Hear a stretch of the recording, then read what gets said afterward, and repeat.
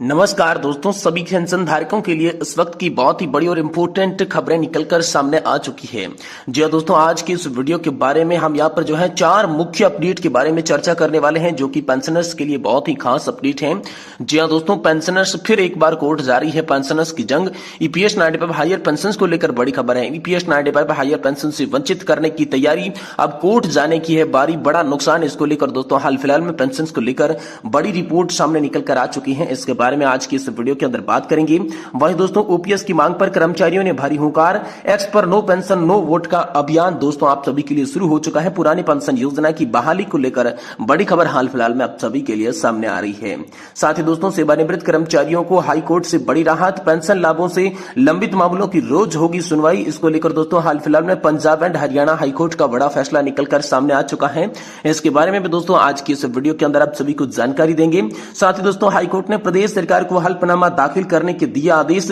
Covid काल के कर्मचारियों से जुड़ा बहुत ही महत्वपूर्ण मामले पर होगी सुनवाई, जिसमें कर्मचारी और पेंशन धारकों को होंगे बड़े लाभ। तो दोस्तों आखिरकार पेंशन से जुड़ी आज की तमाम बड़ी खबरों की चर्चा इस वीडियो के अंदर करने वाले हैं। इसलिए दोस्तों आप सभी से निवेदन है कि आज की इस वीडियो को आप लास्ट तक देखें। साथ ही अगर हमारे चैनल पर आप पहली बार विजिट कर रहे हैं तो दोस्तों हमारे चैनल को सब्सक्राइब कर दें। तो चलिए बिना किसी देरी के आज की इस वीडियो के अंदर खबरों का सिलसिला शुरू करते हैं। लेकिन इससे पहले आप सभी से निवेदन रहेगा कि वीडियो को आप पूरा देखेंगे तो ही दोस्तों आपको सारी जानकारी समझ में आएगी। तो चलिए सबसे पहले बड़ी खबर की बात करते हैं। तो दोस्तों फिर कोर्ट जा रही है पेंशनर्स की जंग। ईपीएस 95 हायर पेंशन को लेकर हाल फिलहाल में बड़ी रिपोर्ट सामने आई है। ईपीएस 95 हायर पेंशन से वंचित करने की तैयारी, अब कोर्ट जाने की है बारी। बड़ा नुकसान इसको लेकर ताजा रिपोर्ट जो अपडेट सामने आया है, इसके बारे में विस्तार से आप सभी को जानकारी देने वाले हैं। देखिए जहां तक की जानकारी मिल रही है, कभी भी ईपीएफओ ने सेल के किसी ट्रस्ट पर कोई भी सवाल नहीं उठाया है। इस बीच बड़ी खबर, ईपीएस 95 हायर पेंशन योजना को लेकर ईपीएफओ के खिलाफ पेंशनर्स एक बार फिर से कोर्ट की शरण में जाने की तैयारी कर रही हैं। उच्च पेंशन के खाते में आने वाला ही था कि कर्मचारी भविष्य निधि संगठन यानी कि दोस्तों ईपीएफओ ने अपना फैसला बदल दिया। पेंशनर्स को जारी डिमांड लेटर वापस करने के साथ जमा पैसा भी लौटा दिया गया। इसको लेकर पेंशनर्स कोर्ट का सहारा लेने वाले हैं।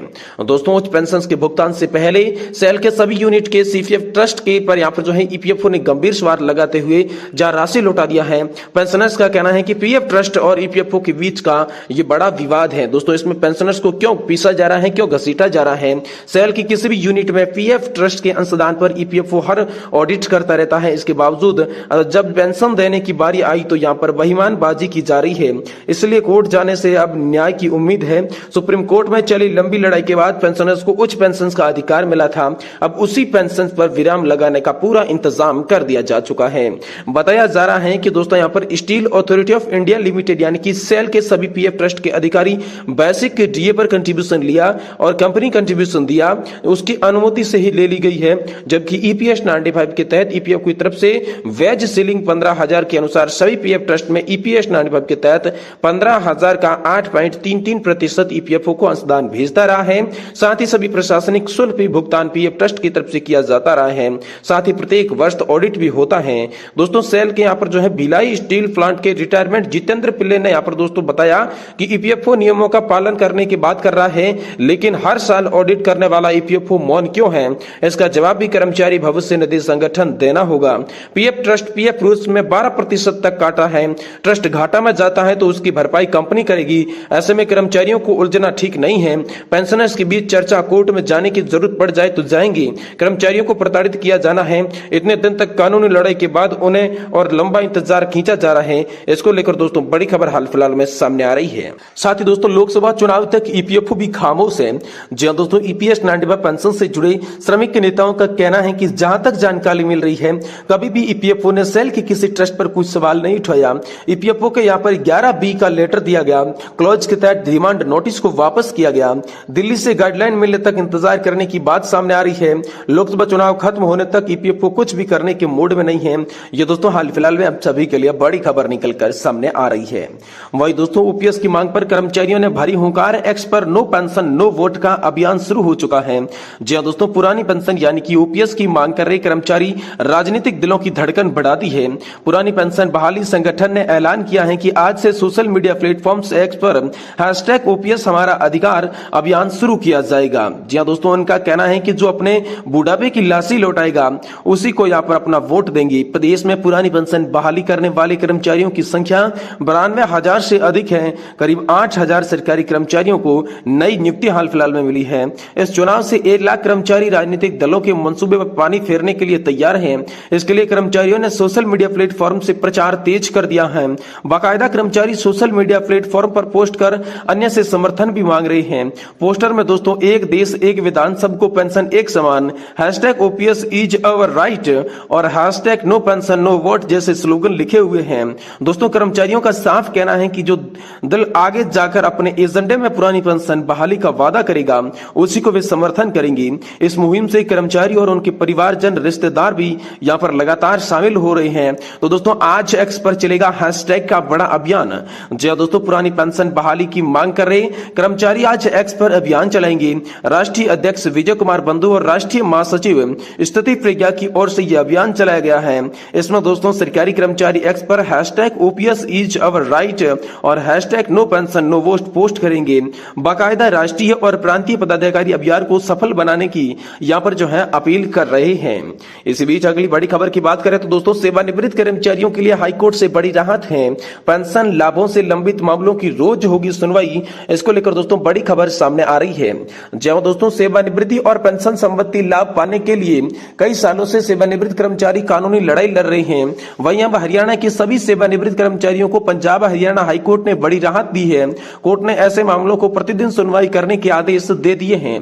दोस्तों आपको बता दें कि पंजाब हरियाणा हाईकोर्ट के मुख्य सचिव को राज्य के सभी विभागों से ऐसे मामलों की सूची तैयार करने के निर्देश दिए गए हैं ताकि उन पर जल्द से जल्द फैसला लिया जा सके। दोस्तों जानकारी के मुताबिक हाईकोर्ट ने इस आदेश में ऐसे कर्मचारियों को फायदा होगा जो सेवानिवृत्ति का लाभ पाने से के लिए कई सालों से कोर्ट और विभागों के चक्कर काट रहे हैं। इन सभी को विभिन्न कारणों से विभागों से लाभ नहीं दिया गया है। कुछ मामले तो पिछले 20 सालों से पेंडिंग पड़े हैं। कुछ मामलों में कर्मचारियों की मृत्यु तक हो चुकी है।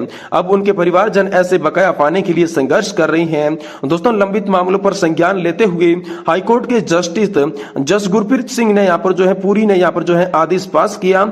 जस्टिस जस गुरप्रीत सिंह पुरी हरियाणा के विद्युत प्रसारण निगम लिमिटेड के पूर्व कर्मचारी श्रीनिवास की याचिका पर सुनवाई कर रही थी। इस याचिका में उन्होंने 1998 से लंबित अपने सेवानिवृत्ति लाभों की मांग की। इतने लंबे समय से लंबित मामलों को देखते हुए कोर्ट ने याचिका दायर बढ़ाने का फैसला दोस्तों यहाँ पर आप सभी के लिए कर दिया है। इस बीच दोस्तों हाईकोर्ट से प्रदेश सरकारी कर्मचारियों को हल्फनामा दाखिल करने के बड़े निर्देश। कोविड काल के कर्मचारियों से जुड़ा बड़ा मामला हाल फिलहाल में सामने आ रहा है। जी हाँ दोस्तों, यहाँ पर प्रदेश के चिकित्सालयों से कार्यरत कोविड-19 कर्मचारियों को किसी अन्य योजना के तहत समायोजित किए जाने के मामले पर इलाहाबाद उच्च न्यायालय इलाहाबाद ने यहाँ पर प्रदेश सरकार के 2 माह के भीतर हल्फनामा दाखिल करने का आदेश दिया है। यह आदेश न्यायाधीश सुनील कुमार रॉय ने दे दिया है। दरअसल कोविड काल के समय में कार्यरत शहीद और अन्य 49 कर्मचारी ने इलाहाबाद उच्च न्यायालय में याचिका दायर की, जिस पर प्रदेश सरकार को 2 माह के अंदर हल्फनामा देना है।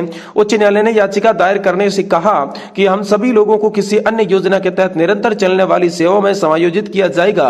आउटसोर्सिंग संविदा कर्मचारी संघ के प्रदेश महामंत्री सचिंदानंद मिश्र ने कहा कि वर्ष 2019 में यूपीएसएसपी परियोजना समाप्ति के बाद परियोजना के कार्यरत 5,000 कर्मचारियों को राष्ट्रीय स्वास्थ्य मिशन ने पर जो है 51 जनपदों को सेवानिवृत्त प्रदान फर्म चयन करते हुए उनकी सेवाएं निरंतर की जा रखी थी।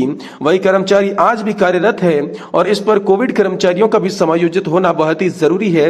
उन्होंने बताया कि प्रदेश के विभिन्न चिकित्सालयों में कार्यरत कोविड कर्मचारी जो कि कोरोना काल के दौरान विविध चिकित्सालयों में तैनात किए गए थे, उनकी सेवा समाप्ति सरकार की तरफ से की गई थी।